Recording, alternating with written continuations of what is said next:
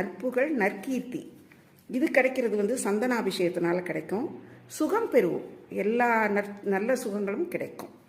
அடுத்தது வந்து பன்னீர். பன்னீர் அபிஷேகம், எல்லா அபிஷேகம் பண்ணிட்டு பன்னீர்னால அபிஷேகம் பண்ணுவாங்க. பன்னீர் அபிஷேகம் வந்து சருமை வியாதிகள்லாம் வருது இல்லைங்களா, எல்லாருக்கும் வந்து அலர்ஜி வருது, அந்த மாதிரி எல்லாம் வருதுன்னா அபிஷேகத்தப்போ பன்னீர் வாங்கி கொடுக்கணும். கொடுத்தா சருமத்தை காக்கும், திருமகள் அருள் கிடைக்கும். எல்லாமே வேணுமே, பொருள் இல்லாருக்கு இவ்வுலகம் இல்லை, அருள் இல்லாருக்கு அவ்வுலகம் இல்லைன்னாங்க. இன்னைக்கு இந்த உலகத்தில் நமக்கு பொருள் வேண்டி இருக்கே, நல்லது செய்யணும்னா கூட அதுக்கு பொருள் வேணும். அதுக்கு திருமகளோட பரிபூரண கடாட்சம் வேணும். பன்னீர் அபிஷேகம் திருமகள் அருளை கொடுக்கும். அடுத்தது வந்து கும்பம். கும்பம் வச்சுருப்பாங்க. எல்லா அபிஷேகம் முடிச்சுட்டு பார்த்தீங்கன்னா எல்லா அபிஷேகம் பார்க்க முடியலன்னா கூட இந்த கும்பத்தினால அபிஷேகம் பண்ண போகிறாங்க, கொஞ்சம் நின்று பார்த்துட்டு போவோன்னு பெரியவங்க சொல்லுவாங்க. நம்ம அதோட உள்ளே இருக்க